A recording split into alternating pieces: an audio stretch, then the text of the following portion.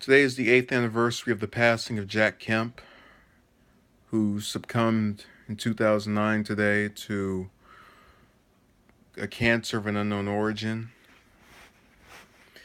And I wanted to talk a little bit about his life, at least what I know of it, and then the influence that he should have, as well as just a real dissent.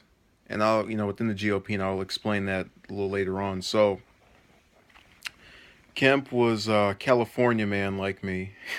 He was involved with several NFL teams, including the Buffalo Bills, and actually was on there at the same time a certain Orenthal James Simpson started, but that's a whole other story. So there's actually a picture of the two of them together, which I stumbled upon today, not even being aware that they had any history until this morning.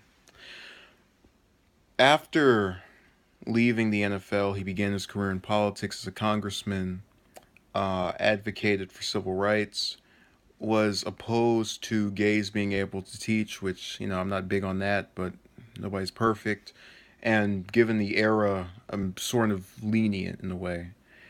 It was said that his time in the NFL contributed to his views on Americans of all races being equal, if that makes sense. You get around people who are of different minority and you form a better opinion in general of people that are of different minority.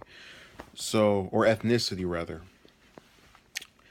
He was considered for high profile office numerous times, a, a potential run for governor of New York, presidential runs to unseat Carter, and then later on he ran in the 1988 Republican presidential primary, losing, and obviously George H.W. Bush, or former President Bush, succeeded in clinching the nomination.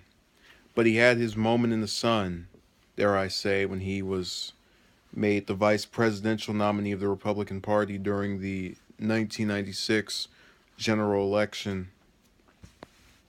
And that debate with Gore is one he was considered to have lost.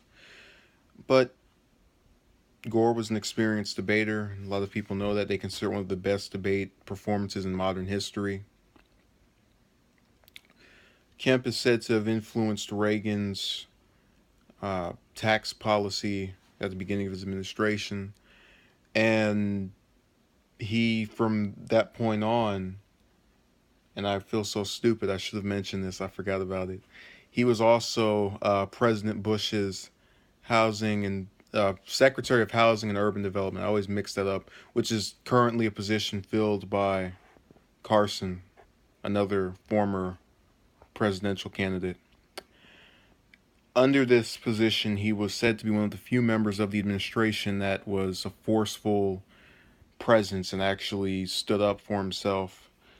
And it was thought that if Bush was reelected, he would drop Kemp within his cabinet, or Kemp would not be kept. Now, after the loss during 1996 in that presidential election, he returned to the private sector, and from then on was a commentator, uh, both within politics and national football. He was also opposed to soccer. I'm forgetting the exact quote, but he said football was democratic capitalism and soccer was something that he admitted was a joke later on. It was amusing just to have read that. You don't even need to hear him say it, and you can tell he's not serious in noting that. Now, this is so interesting to me, his political legacy, because it shows that, and I was thinking about this when it came to Reagan and the Republicans of today with his support of blanket amnesty and then the tax raising that he did as well. When I think of Kemp, I really think of someone who was in favor of rights for minorities. And it's funny to think of him and that same party now being the one for which a lot of people are accused of racism and ignoring the suffering of those that are of different ethnicities.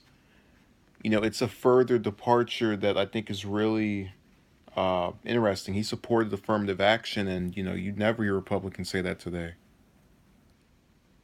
They would get lynched even for suggesting the idea. It's so profound within that party. But nonetheless, I believe that he is someone that we need to see a return to the policies and viewpoints of. Not much has changed, unfortunately, in the way of minorities typically faring less well than Caucasians. And, I'm not saying that there's some kind of inherent, as people would say, institutional racism, but we definitely don't see the same kind of care and concern being paid for um, without attention. And this message just tripped me up.